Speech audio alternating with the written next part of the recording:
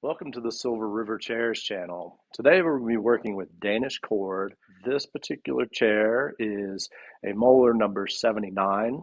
There are lots of different model numbers here in the background. We have a Moller 71 that we're going to take a look at. The Danish cord comes in two different styles, both a laced and an unlaced. The laced variety is a little more rope-like. There's a bit more texture to it. And then the unlaced is flatter and smoother. So we only use the unlaced Danish cord. It's a little easier on your hands. I would suggest using only Danish-made cord. It's just a lot nicer material. So the Danish cord from Denmark is sold by the kilogram. 1 kilogram spool is enough to do a chair, but it's just enough. So it's better to have more material than you need. You can also buy in a 10-pound, 11-pound spool, which is a 5-kilogram spool. If you're doing a lot of this work, that's a much better way to go about it. So these chairs are unique in that they're a single panel. Underneath, you have these L-shaped Danish nails that the material is hooked on. You start by laying in the warp pairs, and you have a front wrap and a back wrap in between the pairs, and then the weft you're weaving side to side. Molar weaving starts with 2 pairs, 4 strands, and it ends with 4 pairs and 2 strands. And every other warp pair is a single pair. You really need minimal tools. A small hammer, a 6-inch spring clamp. This is important because the rails are much thicker. Some kind of snips or clips, needle nose pliers, screwdriver. This has a square profile. This isn't a necessary tool, but the hook tool or something like it is awfully helpful at the end. It's good to have a few of these L-shaped nails on hand. A lot of times when you're removing the old material, you'll have to replace nails that have broken. So we're starting out with a 1-pound coil, and that doesn't have to be exact, just about 1 pound. We're going to use that to do the warp pairs and the wraps on the front rail. So you're going to start and secure the end by zigzagging through these nails and going under the front rail. To form the first pair, you're going to bring enough material to get across the seat under and hook on the first nail on the back rail. Tension-wise, you just want it taut. There's a lot of play in this. You don't need to make it real tight. The weaving itself will take care of that. So now we have the second part of that first pair. We're going to come up onto the front rail and hook the first nail on the front rail. When you're talking about tension, you want to make sure that these are the same tension, so one isn't loose and one is tight, and neither one needs to be very tight. Here I am hooking that first nail on the back rail a second time. And if these nails start to spin on you, which they can when you're pulling tension on them, hold on to it with a needle nose plier, and then you can pull it taut. When you're hooking the back rail the second time, this first nail, you want to make sure that these stay flat, that you're coming across, and that crossover is on the inside of the back rail. What you don't want to do is come through and make that crossover there, and then you've got that. So this is what you're trying to avoid. You want to make sure that that crisscross over on the nail happens on the inside of the rail. We're going to take that and head towards the front. Being kind to your material is important. This material has a tendency to on-twist or over-twist. Keeping a coil the way that it wants to be rolled up is great. We don't like to use a shuttle for that purpose. The material seems happier when you're not forcing it onto a shuttle. So we're going to wrap the front rail several times. I'm wrapping this so that it's following the natural coil of the material. And we'll do 6, 8, 10 times. Looks like a rat's nest, but we'll take care of it. This is the last of the warp strands, and now we're going to start wrapping this front rail. The first wrap, you want it taut, and you don't have to pull it really tight, or you're going to over tension this last strand. Now the second wrap, we can really start to pull these tight now. wrapping and keeping them right close to each other until you're right next to the first nail. So we're right next to this first nail, and I'm going to wrap under one more time and actually hook onto that nail. Now, there is no standard number of wraps in between these nails. In order to have a nice clean rail and wraps, you're kind of at the mercy of whoever put these nails in. And that's why I always say that there's no standard number of wraps. You're going to wrap up to the nail and then create your next set of warp pairs. Hooked on the first nail on the front rail, and you'll notice I still have coil wraps. I'll use those here in a minute. Coming across and making this next warp pair. So under the back rail, hooked on the next nail, and then coming back to the front. About the same tension, and it doesn't need to be maximum tension. So at this point, I am comfortable just leaving this hooked on the back rail, knowing that this isn't going to loosen up on me, but you can always put that clamp on just in case. Now I'm going to take the full coil and add some more wraps. So second part of the second pair and wrapping the front rail. I'm right up against the next nail. I happen to have 5 wraps. I had 6 on the first one. This nail needs to come out a little bit in order to hook on.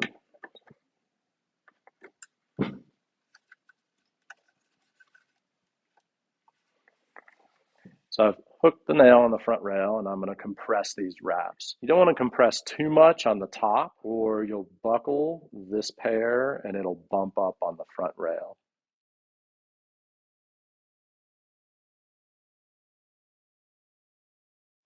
Okay, hooked on the front rail, creating the next pair. Paying attention to the tension.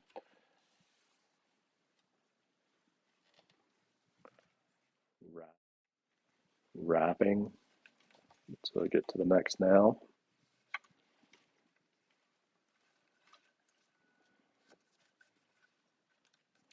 Hook the front rail, compress.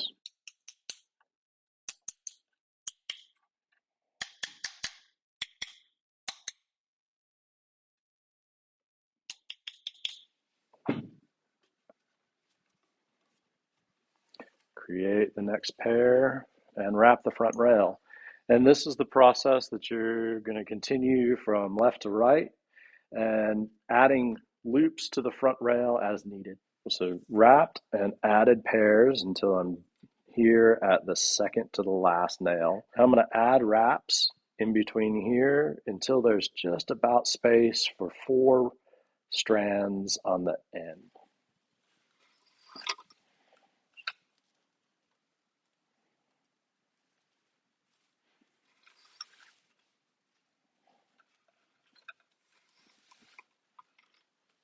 So little helpful hint here at the end, when you're passing the coil up and through, pull it up against the material and away from the nails here, or it'll drive you nuts.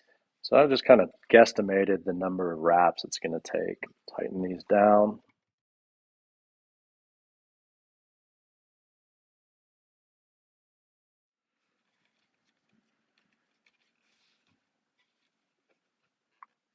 And just like up to this point, I'm going to compress these and then see if there's room for 4. So make sure that you're compressing on the bottom, especially because of the way this front rail curves. It has a tendency to fill up on the bottom quicker. Just enough space for 4 strands. I'm going to create these last 2 pairs, hooking on the back rail and leaving some space for the next pair. Hooking a second time on this last nail on the front rail. So when you hook a nail a second time, make sure that the crossover is on the inside of the rail and not underneath or on the outside. Coming from the front rail to the back. That back nail. Oh, the second time. These guys do have a tendency to spin, so that's fairly normal. I'm double checking that I don't have any lumpy bits here. Okay, now I think I'm going to spin the chair. So the last strand can be kind of tricky to get in and get it to sit. Sometimes you can just put it there and pull and it'll slip right into that spot. But if you use a screwdriver, put it into the slot, and then you're wedging the material in between the wraps and the post. I've taken this last wrap, gone along the rail, and then come straight up. That's going to give me the ability to really pull it taut.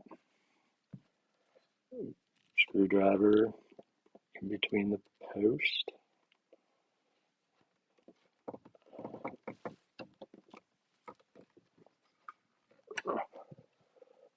Hey, all right. Now this is the coming from the front rail, that last part of the second pair, hooking it onto the first nail on the right rail. At this point, we usually start weaving until we use up the rest of this 1 pound coil that we started with. For educational purposes, I'm going to go ahead and put this back wrap in just to break up the process a little easier.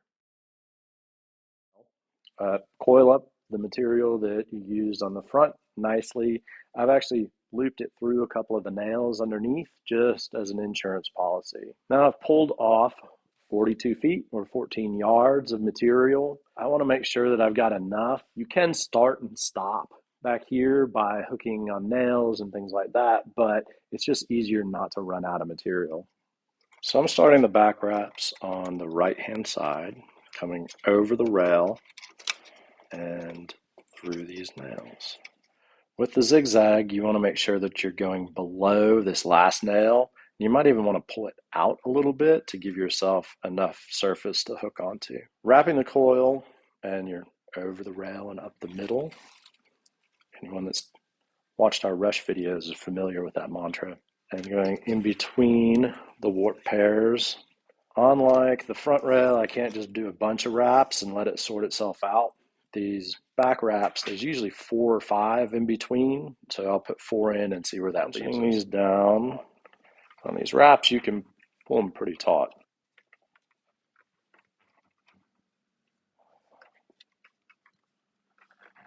Okay, that gives us 1, 2, 3, 4. So before I jump the warp pair and start wrapping the next section, I like to compress what's there to make sure we get maximum material on the rail. Taking it and clamping onto the frame of the chair so that I'm keeping the tension on these wraps as I go.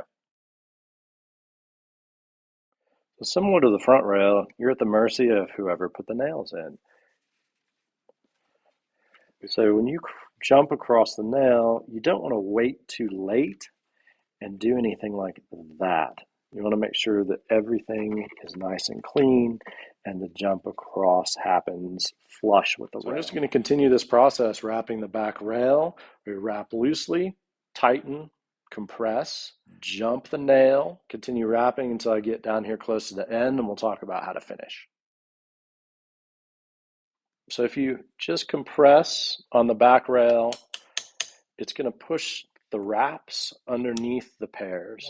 You want them to actually compress together. So press down on those warp strands as you compress. So these last few wraps in, you can see that the bottom has a tendency to fill up a little quicker than the top of the rail.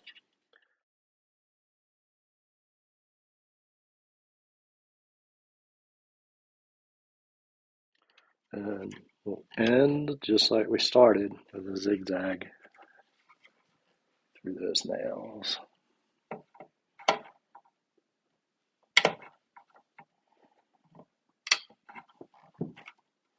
Now, you guys will see how short this is.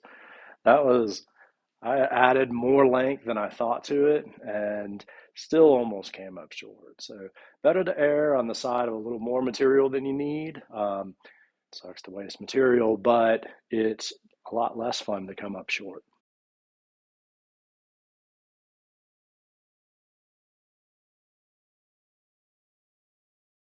Weaving.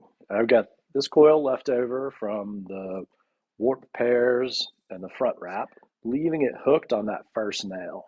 I'm coming and taking material and it's spooling out of that coil enough to get across the chair, kind of doubling up, going over the first four, and you always want to start over. And just weaving over and under each of these warp pairs. One is pull good and tight on the nail and hold it good and tight on the rail, but I'm not pulling very much tension.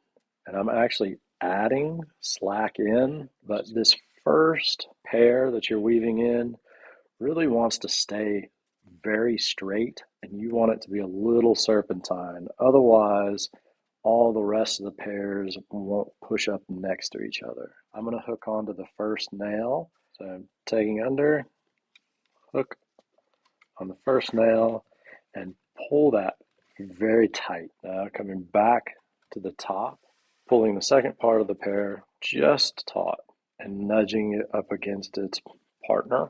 Again, I'm not adding any tension to it. You want that little bit of serpentine. Coming under. Well,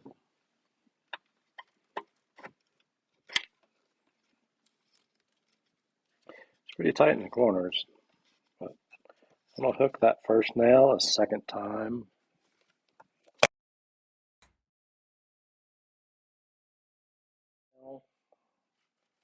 And weaving the opposite to the first pair.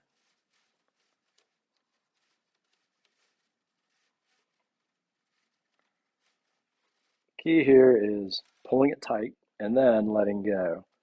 Coming in and starting here on the right hand side and nudging, just barely touching the pair that was woven in previously.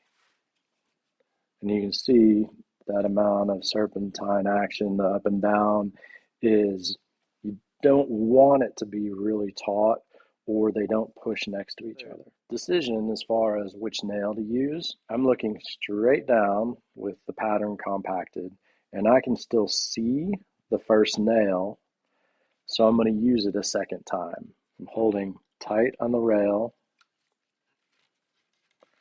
hooking that first nail, and this bottom, because of the first zigzag through, there's a lot of material on that nail. Pull taut, keep that tension, and move over to the top. And I'm nudging these guys together just barely. And if it's too taut, it'll spring back a lot. On this side, I can no longer see that first nail, so I'm going to jump to the second nail. Hooked solid on the right rail, weaving through.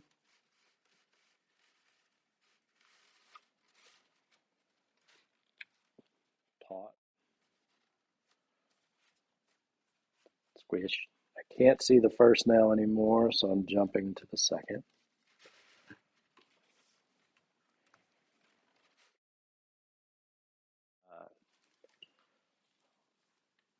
So this material has a tendency to try to twist. Right now it's over twisting or under twisting. And when I use a larger spool, I actually have a Lazy Susan device that helps take care of this. With this small spool, I can just pick it up and untwist the material.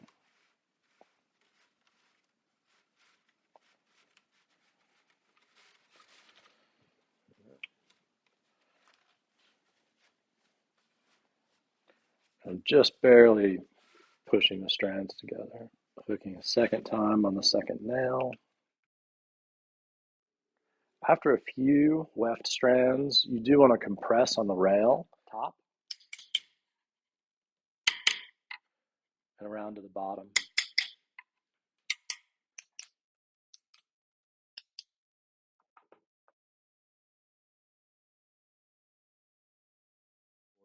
Here, it says unfailingly, it seems to want to create a rat's nest. Taking a moment to kind of figure out what's going on here.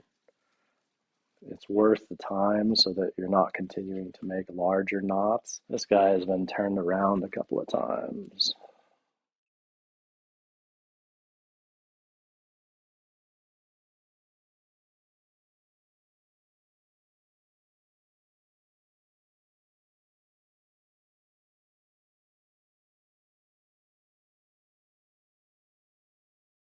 So I've woven until I've run out of material in that first coil. It happened to end where I was only had enough material to put the first part of a pair in. That's fine. Ended with the serpentine action just like we started. And then I've got my new strand ready to go. And I'm going to do a single, creating the second part of this pair. Woven in the second part of that pair with the end on the right hand rail so that the squiggle through the nails are on two opposite sides. Now it's back to weaving as we have previously. So the Lazy Susan helps so that the material itself is less likely to over twist or untwist. It'll still happen, but it's less likely. And I'm just going to continue to weave, pulling material off of the Lazy Susan as needed. And it's just this from here on out. So again, looking down, making a decision on the nail. If you can't see the nail anymore, stop using it. And now you can see I'm pulling off of a larger coil.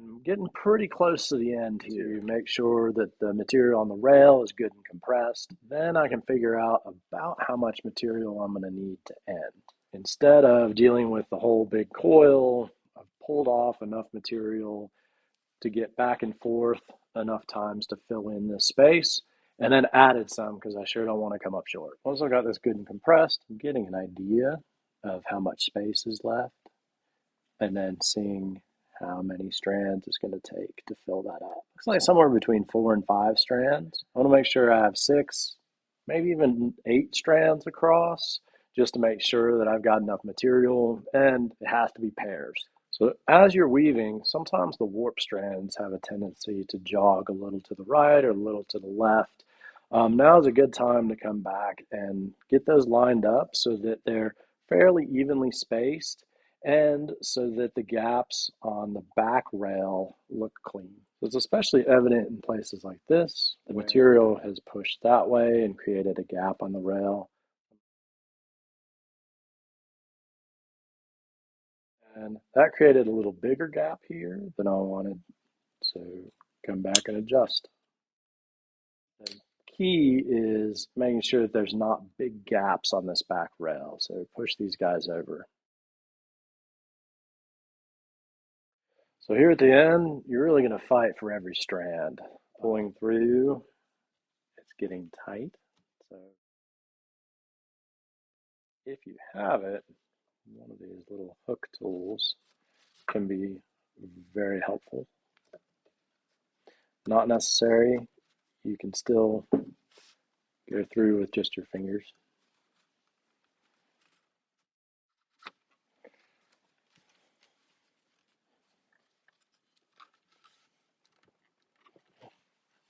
Another helpful hint is you don't have to weave the pair through every time, starting with the tail. And I've put some masking tape on there and weaving with the tail itself.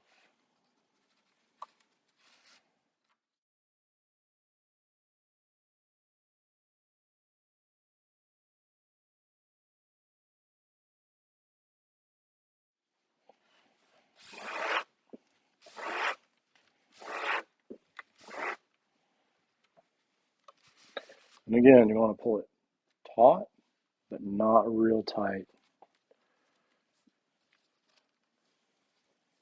I'm going to keep that serpentine.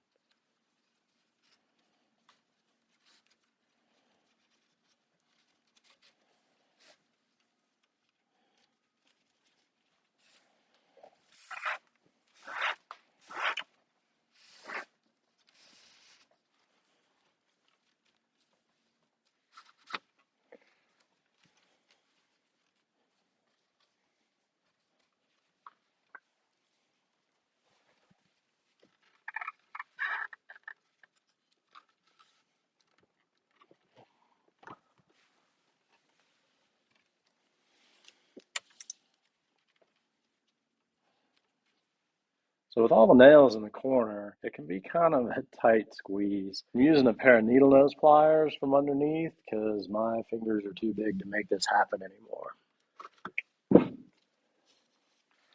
You really have to work for it at the end. These last few strands are, well, like most weaving projects, it's hardest at the end. If I wove all the way across, it would be too difficult to pull this through. So I'm just going about halfway. You can go halfway, go a quarter of the way.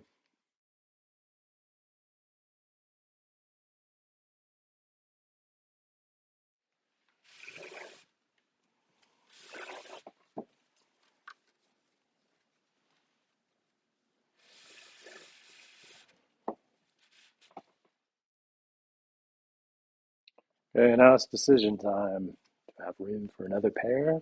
Hook on the nail underneath and then get from there. So if you've done a good job of compressing as you go along, all of this is going to be tightly packed on the rail.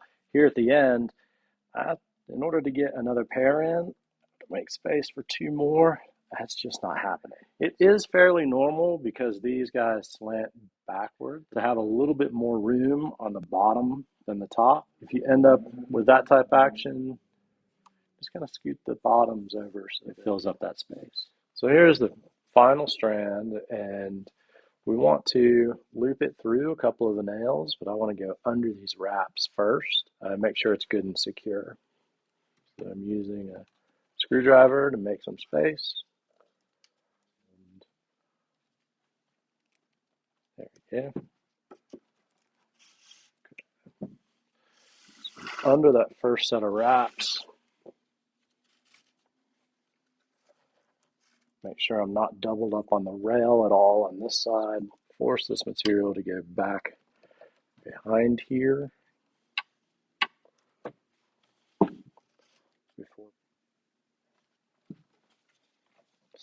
And I've pulled this nail out a little bit, pulling this taut and actually hooking that first nail, pound it flat again. Just softly at this point. I want to hook the second nail, pull that taut, and now I'm going to clip the end.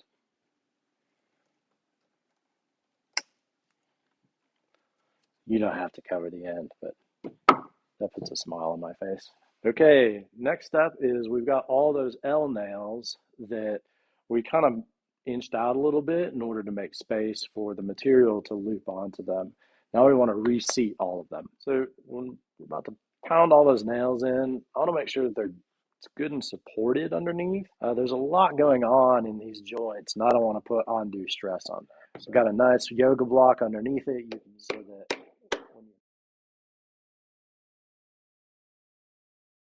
pounding the nails in on the side. Again, I've got the support underneath, and I wanted to point out the fact that these loops are mostly straight up or a little bit pointed toward the back.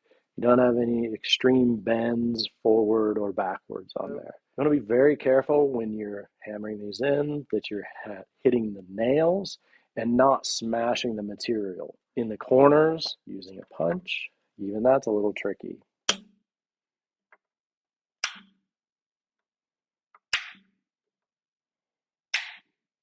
And the nails, you're not only hammering them in, but you're bending them slightly toward the rail so that it captures that cord in there.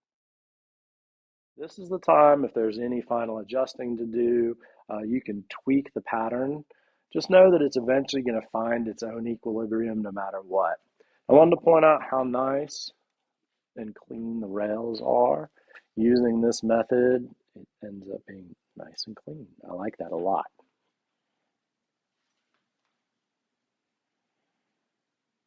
Thank you for watching the Silver River Chairs channel. This is a great project. It's been a lot of fun. We also offer one-on-one Zoom tutorials, FaceTime tutorials, getting a deep dive on the specific project that you're working on. And please take some time and scroll through some of our other instructional videos here on YouTube.